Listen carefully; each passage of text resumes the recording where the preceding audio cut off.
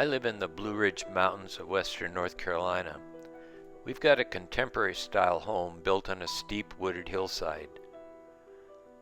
The house is built in a wedge shape with curved sections. I've always wanted some large architectural style planters to help define the edge of the parking area in front of our house. In this part of the country, in the winter months, we get many cycles of freeze-thaw temperatures.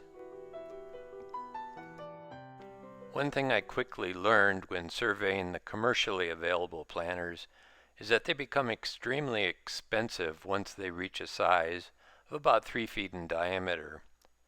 Planters such as these cost anywhere from $500 to $700, regardless of the materials from which they are constructed. The cost of shipping concrete planters becomes a major additional expense. There are hundreds of YouTube videos available that show methods to make planters of various sizes and shapes from a variety of materials. But I didn't see one that I thought would give me a heavy-duty concrete planter that would stand up to our particular weather conditions. Since I wanted simple hemispherical planters, I initially considered purchasing the steel end caps from decommissioned and salvaged propane tanks. These can be purchased from salvage yards for about $70 a piece. Unfortunately, I couldn't find a local source, and I didn't want to go to the effort of salvaging 2 or 3 500-gallon propane tanks. What I finally settled upon was using my own 500-gallon propane tank, which is currently in use, to make a mold so that I could cast 36-inch concrete planters from the mold itself.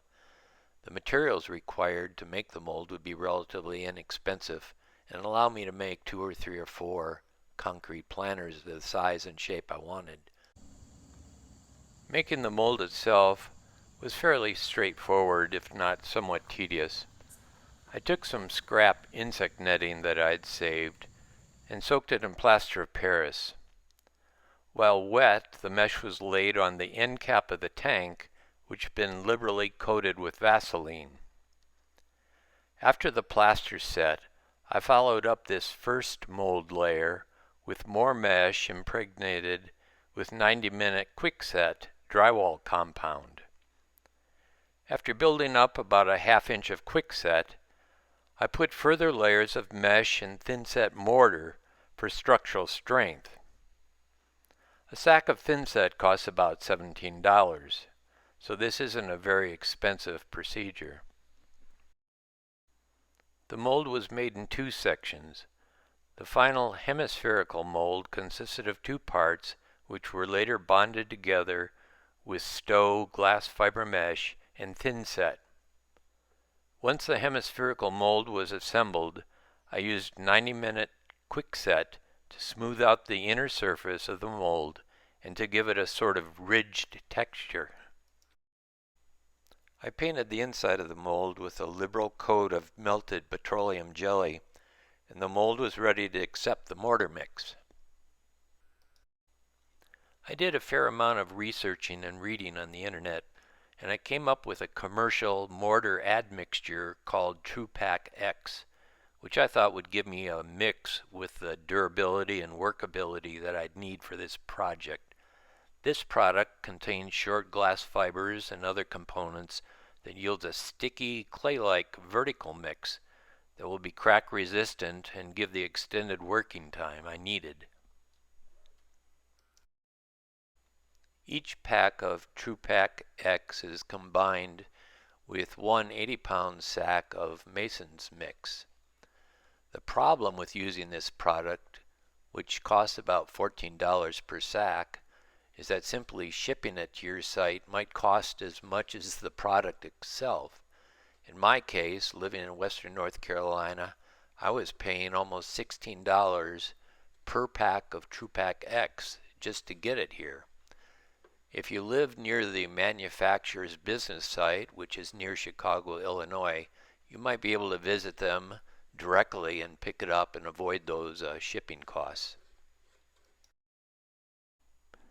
I wanted an integral rust color for the planters, so I used a Quickcrete product that costs about $14 for 2 bottles. That was enough to color the 4 sacks of Mason's mix I needed for each planter. Just be warned that it takes an awful lot of mixing to get a uniform color from batch to batch. I was hand mixing 1 sack at a time, using a hoe and a wheelbarrow.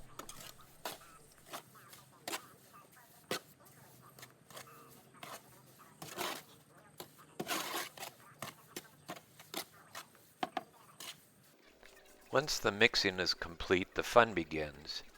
Scoop by scoop and batch by batch, you begin applying the clay-like mixture to the walls of the mold.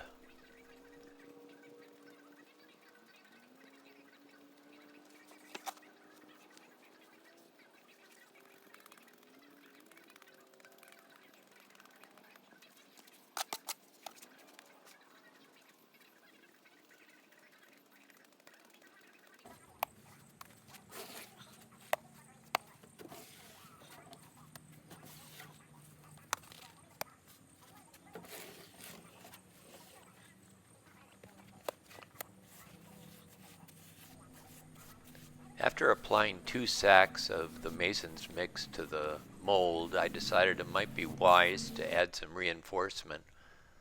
I used a glass fibered product from Stowe that I had left over from a previous stucco repair job. The yellow fiber was cut into strips and applied about halfway up. It probably would have been wiser to use more reinforcing and perhaps even some metal wire reinforcing, as you'll see at the end of this video. After applying the 3rd sack of Mason's mix, I took a 4x4 piece of plywood that I'd previously cut a hole in. The hole itself was about 5 inches smaller in diameter than the diameter of the finished planter. This piece of plywood allowed me to squeeze in mortar mix at the top of the mold and obtain a more uniform wall thickness.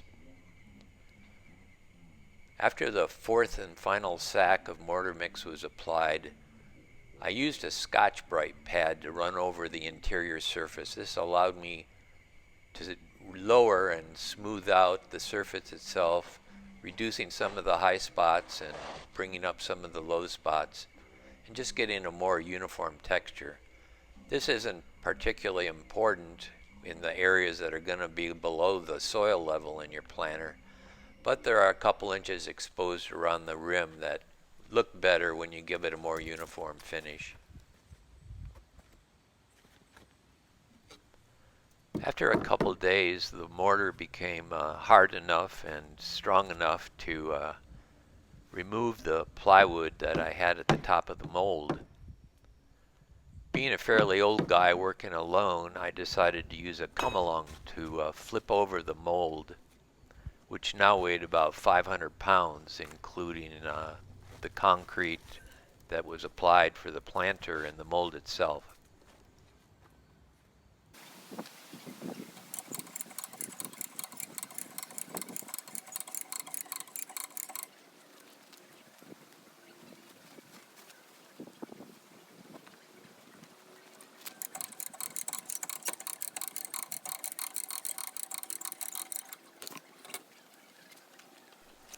If you're fortunate and you used enough petroleum jelly to grease the inside of your mold, you might find that simply flipping the mold and the finished planter is enough to separate the mold from the planter itself.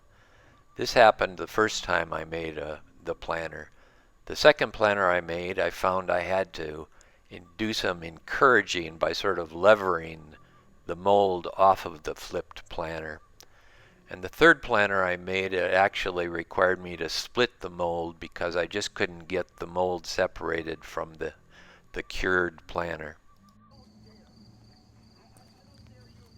On this casting of the planter, the 3rd one I did, you can see that some of the quickset stuck to the Mason's mix once it had cured. It was simply a matter of using a pressure washer to blast off the quickset that had stuck to the planter. And your mold can then be repaired by just applying more quickset to the interior of the mold and smoothing it out as you desire.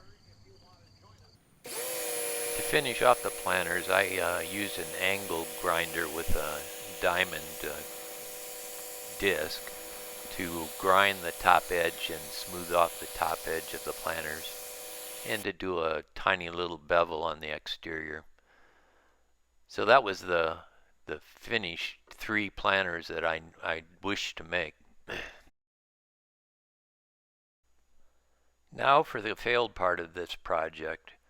After about 3 weeks, 2 of the 3 planters that I made developed hairline cracks, a couple cracks in each planter.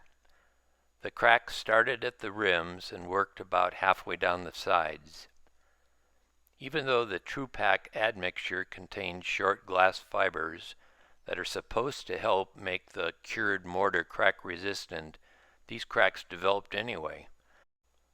I did use some strips of glass mesh as a reinforcement backup, but that apparently was inadequate. If I were to make more planters using this procedure, I would use much more glass mesh and even some metal wire reinforcement around the top and the middle sections of the planter. In conclusion, I think the new planters look a heck of a lot better than the old plastic planters that I had that were starting to disintegrate. The cost of materials for each planter was $169. Of that total, $69 was just the cost of shipping for the TruePak admixture that I used in the Mason's mix. I hope this short video has been useful for you and gives you some ideas of how you might make large architectural style concrete planters for your home. Good luck with your next project.